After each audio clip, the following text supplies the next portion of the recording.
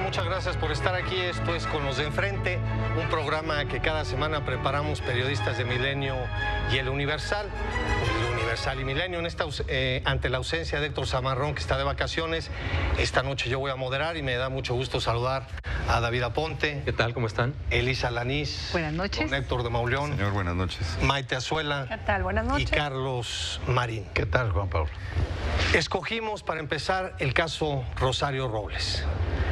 ¿Ante qué estamos? ¿Estamos ante una venganza? ¿Estamos ante una cacería de brujas?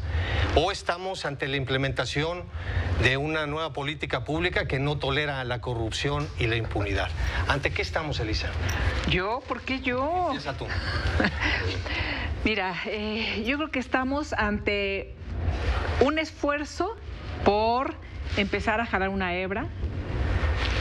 Espero. No lo sé, yo creo que todavía no lo sabemos, porque Rosario Robles es señalada por una investigación periodística que se dio a conocer con el nombre de la estafa maestra, que tiene que ver con una investigación de la Auditoría Superior de la Federación. En fin, esta estafa maestra no habla de corrupción en dos secretarías de Estado, en Sedatu y Sedesol. Esta estafa maestra habla de por lo menos 11 dependencias del gobierno de Enrique Peña Nieto, en la que están involucrados el desvío de millones de recursos de todos los mexicanos. Y hablar de 11 dependencias es hablar de exsecretarios muy poderosos, incluso hoy un gobernador, es decir, gente que todavía está activa y que además tiene intereses no solo políticos, sino económicos muy, muy fuertes. David, ¿cómo lo ves tú? A mí me parece que sí hay un toque de venganza y una revancha frente a una clase política que, ya lo hemos dicho aquí, voraz, prepotente, soberbia, que ahora sí que nunca pensó, nunca se imaginó, escribirían algunos periodistas, que le iba a ocurrir este revés electoral en el pasado año y las consecuencias que se están viendo ahora. Me parece que sí hay una sed de poner sangre sobre la arena para el respetable, porque ¿quién va a defender a Rosario Robles en este momento? Y no estoy cuestionando la parte legal, estoy más bien hablando de la parte política. Sí, me parece que tiene que ver mucho con cuestiones políticas. Maite, yo creo que es demasiado pronto para decir que es venganza y demasiado pronto para decir que estamos iniciando un proceso de justicia. Yo coincido con Elisa quizá en que se está jalando una hebra, sin embargo creo que el momento daba para que se jalaran varias hebras, sí. Porque independientemente de lo que periodísticamente se analizó desde Animal Político y Mexicanos contra la Corrupción, ya la Auditoría Superior de la Federación había entregado, ¿no?, información y había hecho pública todas estas, todo el entablado, el entramado que se había gestado en diferentes instituciones a nivel de secretaría y más pequeños incluso, en donde no solo estaba implicada Rosario Robles. Rosario Robles, lo que sí sucede es que salta de una dependencia y replica el mismo sistema. Lo que creo es que es una buena oportunidad para este gobierno justamente para demostrar si esto va a ser usado políticamente para tener un chivo expiatorio como lo han tenido en todos los sexenios los presidentes, o si va a ser en serio la forma de entrarle de manera profunda y seria a un proceso de persecución de justicia, ¿no? Desde hace 3 décadas no metían a un exsecretario de Estado. Y de procuración de justicia, ¿no? Sí. Entonces creo que vale la pena darle tiempo al tiempo. La defensa de Rosario Robles no le dio muchas posibilidades para poder, pues ahora sí que revertir si esto en dado caso fuera venganza política. Aparecían los fiscales, me parece. Pero creo que uno de los errores de la defensa fue, pues, explícitamente mencionar a otros de los implicados y por lo tanto implicarla a ella. Y sí creo que pues lo que viene es que se empiecen a jalar más hebras y no solo está en los demás implicados la posibilidad de que esto sea una venganza o que sea un proceso de justicia carente de sustento, sino que los delitos de los que se les ha acusado o se le ha acusado a Rosario Robles no son suficientes en comparación con todo lo que la Auditoría Superior de la Federación demostró. Entonces quizá está débilmente creada la denuncia, ¿no? Héctor. Yo estoy de acuerdo en que estamos frente a un ritual sexenal del presidencialismo mexicano. Méndez Ocurro va al bote al iniciar el siguiente sexenio, luego meten a Jorge Díaz Serrano cuando inicia el siguiente sexenio, y ahí podemos ir contando Raúl Salinas, Eduardo Pesqueira, parece que Fox no quiso atorarle a eso, pero bueno, la maestra, el Bester, etcétera, y además es un ritual que se ha presentado cuando los presidentes les va mal, cuando empiezan su gobierno en crisis, cuando empiezan a tener una opinión crítica adversa, y ya sabemos que es un ritual muy efectivo desde los aztecas. Entrega sacrificio humano y vuelve a salir el sol en lo que llegas al siguiente. Veo dos cosas. Efectivamente, la auditoría demostró un modelo de extracción o de desvío de recursos que se volvió una norma y una constante no solamente en la secretaría que dirigió Rosario Robles, sino que fue una constante a lo largo del gobierno de Enrique Peña Nieto en los papeles de la auditoría. Ahora, todavía hay que llevar adelante las investigaciones, hay que determinar que estas personas son culpables para poderlas mandar a la cárcel. A mí, hablando de venganza política o no, me llama mucho la atención que la lleven a la cárcel por haber presentado una licencia que no coincide con su domicilio. Esto, yo no sé si viola sus derechos humanos, yo no sé si ya mancha el debido proceso, yo no sé si lo debilita, si provocará tarde o temprano que todo se revierta, pero sí tiene elementos de venganza política. Hay que recordar nada más rápidamente que por unos videos dados a conocer en el sexenio de Calderón, en el sexenio de Fox, López Obrador no pudo llegar a la presidencia, la perdió por un pelito, y en parte fue por esos videos en los que estuvo involucrada Rosario Robles. Carlos, tú publicaste en tu columna, hoy fuiste duro con el Ministerio Público y con el juez. Es un juez que parece ser que es muy protagónico y le llamas verdugo. Es el verdugo, es un juez que me decepciona porque había mostrado o manifestado, para empezar, carácter, cosa que se agradece, frente al presidente de la República, cuando el presidente le reprochó haber liberado a un presunto delincuente hijo de Lojos. Y este juez dijo que él no aceptaba que lo regañaran, en fin. Pero actuó como polijuez. Cometió la impudicia de tergiversar el sentido de la mención a José Antonio Meade y a Peña Nieto para él sugerirle al Ministerio Público ir a por ellos, dirían en Madrid. Yo creo que el caso de Rosario Robles tiene elementos muy consistentes como para llevar a cabo una indagación hasta las consecuencias que sea, porque son más de 5,000 millones de pesos los que parece que se han extraviado o que alguien se agandalló. Pero lo que me llama la atención es que están implicadas 11 dependencias de gobierno y tengo entendido que 18 universidades públicas. Y nadie se mete porque están las autonomías, no vaya, supongo, a haber un movimiento estudiantil, no sé qué. ¿Por qué solamente se escoge a Rosario Robles y a 2 secretarías, estando todas las demás? Parece una procuración de justicia selectiva y tiene el tufo de persecución política cuando se ven algunas declaraciones para mí lamentables del propio presidente de la República, celebrando, por ejemplo, el enchiqueramiento de 2 meses que ya le dictaron a la señora por un motivo absolutamente ridículo como es lo del domicilio. López Obrador mismo tuvo problemas para asegurar y llegó a jefe de su gobierno candidatura sin poder aumentar su domicilio. Porque era idiota imaginar que no viviera en Copilco, aunque no tenía los 5 años encerrado en el departamento.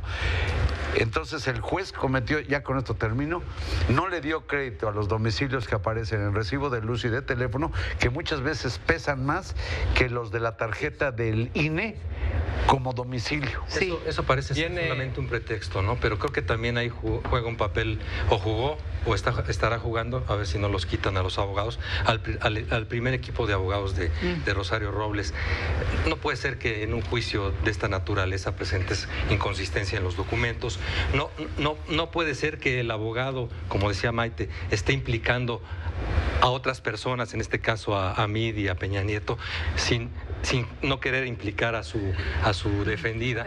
Pero no en el sentido en que lo tomó el polijuez. Yo no estoy de acuerdo en eso. Y creo que lo que estamos viendo, y eso, Eugenio, también es un juez que se mete, digamos, en un juego que no le corresponde por ser político policíaco. Exactamente, político policíaco. Cuando además dice, yo no sé si son inconsistencias, documento, David. Ella rentó cuando estaba en Sol, en Polanco. ¿Por qué la obligaron a Polanco y tenía una licencia con ese domicilio? Pero tiene una casa en la que vive desde hace 22 años. Regresó del extranjero para encarar este juicio y dijo que no sé si sea cierto o no, pero que están congeladas su Por eso cuenta, dije, me parece que tarjeta. Es el pretexto. Entonces no había elementos para decir que se iba a ir del país, porque ella misma se había presentado. Y luego el fiscal dice, bueno, a lo mejor no se va del país, pero como es una mujer poderosa que ha vivido al cobijo del poder, puede afectar a los testigos o los puede amedrentar o les puede hacer daño. Ese es el papel del fiscal. Sí, no. Si yo no estoy discutiendo el papel del fiscal, sino el del juez, que dice que lo toma y dice, bueno, pues vámonos a la cárcel 2 meses con posibilidad de que sean 6. Insisto, cuando no está probada todavía ninguna culpabilidad y hay una presunción de inocencia, o sea, es decir, va contra todo lo que este gobierno ha empujado. A ver, y yo creo que y no necesariamente va contra todo lo que ha empujado, porque hemos visto, o impulsado, porque hemos visto que está sumando nuevos delitos que ameriten prisión preventiva oficiosa. Es decir, esto del espíritu que tenía originalmente la reforma de justicia penal, en donde se pretendía que realmente quienes llegaran a la cárcel llegaran porque ya habían pasado por un proceso, que llegaran los menos, pero que fueran los que tenían que ser. Sí, no por la estupidez de una licencia. Entonces, de manejo. ese era el espíritu, entre muchas otras cosas, del nuevo sistema de justicia penal, y sin embargo se ha ido acortando ese espíritu y ensanchando el punitivo, en donde empiezan a decir que cada vez más delitos tengan que ameritar prisión preventiva oficiosa. Y lo increíble es que los delitos por los que se le acusó a Rosario Robles no ameritaban esta prisión preventiva. Entonces, yo creo que aquí yo he escuchado de expertos distintas posturas, digamos, porque en sentido estricto el juez aplicó lo que puede hacer, ¿no? No se salió una de 16 cosas que podía hacer, la extrema. Exacto. Sí, entonces él se ajustó y dice medida cautelar, es decir, no, tu delito no amerita prisión preventiva, pero como existe esta posibilidad de fuga, claro, si existía la posibilidad de fuga, incluso podría aplicar otras medidas, ¿no? Y existen las medidas del pasaporte. Viene otra demanda. Pero viene otra demanda por 800 millones de pesos, según dice la Unidad de Inteligencia Financiera. No, ya lo desmintió el presidente de la República. ¿No? Pero Santiago Nieto salió a advertir que esta siguiente demanda venía. Yo espero que esta siguiente demanda venga, pero que venga tejida de manera que veamos más cebras, es decir, más responsables y no solo a Rosario Robles implicada.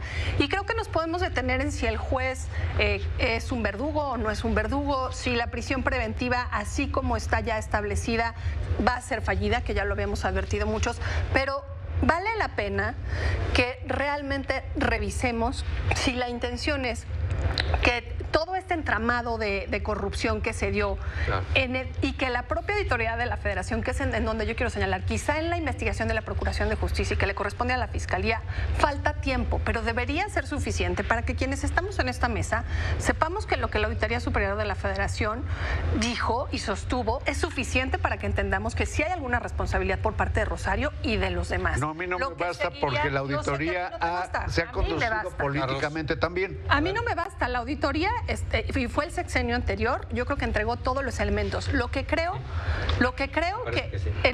que nos hace falta a veces reflexionar es en qué estaríamos conversando el día de hoy si se hubiera dado a la fuga. O sea, estamos diciendo, ahí este juez es un verdugo, ahí es que usó su domicilio, pero imagínense qué estaríamos discutiendo hoy si Rosario... ¿Ese es el argumento para mandarla a la cárcel por una licencia? No, lo entiendo. Pero la posibilidad siempre estuvo latente y no la podemos dejar de ver. Yo quisiera responderle a Maite. Se mete al terreno legal, me parece. Pero esto no es un asunto legal. Y no, nada más. ¿No? Retomando Qué bueno que lo digas, es un asunto político. Retomando entonces, lo que dice Maite, ya hay el nuevo auditor de la Superior de la Federación, el señor Colmenares, esta tarde dijo que hay 10 denuncias más por el tema de la estafa maestra. Vamos a ver cómo evoluciona. Ahí está. David, ¿pero 10 más contra Rosario Robles o contra los... En general sobre este esquema. Y lo que dice, y me parece que lo que se dice aquí en la mesa es correcto, que no sea solamente un caso particular, que sea la hebra que nos lleve a desenmascarar todo un entramado de corrupción. A ver, Carlos quería refutar algo. No, responder de alguna manera a la inquietud de Maite, ¿qué estaríamos hablando? Pues que tiene más sentido, primero, olvidarnos del nuevo sistema de justicia penal, parece que es una tontería, y que lo ideal es que los presuntos responsables de cometer un delito pues tomen las de Villadiego, escapen, se fuguen, porque el propósito garantista de no atestar las cárceles con presunciones, en el caso de Rosario Robles, se ha dinamitado. Entonces estaríamos hablando, sí, de que se fugó, como han hecho otros. Qué bueno, porque si no, se la pasarían, pues como es este caso. Y nada más quiero decir, en el caso de las nuevas acusaciones o viejas de la Auditoría Superior de la Federación, sí insistir en esto. Es un método de saqueo, digamos, del erario, al parecer, que implica a muchas dependencias, o una docena de dependencias casi, y a universidades también, más de 10 o alrededor de 10, dicen hasta 18. ¿Y por qué nada más hablan de Sedato y de Sedesol con Rosario Robles y el pleito que trae de familia, esa cosa que le llaman la izquierda mexicana? A ver, fíjense, de estas dependencias, 11 que después se fueron sumando más, están los exsecretarios primeros y los segundos, porque incluso hubo transición entre unos y otros. Estamos hablando de la Secretaría de Educación Pública bajo la titularidad, por lo menos, de Aurelio Nuño. Y antes de Chuaifet. Estamos hablando de Banobras con Alfredo del Mazo. Estamos hablando de Zagarpa con Ildefonso. El que fue gobernador, de Coahuila. Paco Francisco. Y de Pemex. Y de quién sabe cuántas universidades. Y de las universidades. Se habla de facturas apócrifas. Así y además, ¿y dónde quedó la bolita? Y además Emilio Cebadúa también muy implicado, ¿no? Sí, y eso, él ya en Sedatu con... Y ni la Auditoría Superior se atrevió a señalar por su nombre a Rosario Robles. Exacto, pero imagínense cuántos hombres no están implicados, digo hombres porque sí, son titulares hombres, no por ninguna otra cosa, exsecretarios, exrectores. Y además, eso en la estafa maestra, pero después también se ha desviado utilizando, y está también documentado, esto fuera de la estafa maestra, con medios públicos. Sí.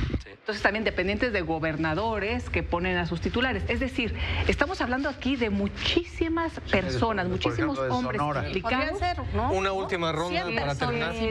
No los estamos Una viendo. última ronda para terminar, Carlos. Para terminar, yo para no terminar creo que haya más que decir que, por desgracia, esto tiene un tufo político que ensucia la Procuración de Justicia y niega algo que se suponía muy civilizatorio, muy necesario en el mundo: la presunción de inocencia y el nuevo sistema de justicia penal. Maite.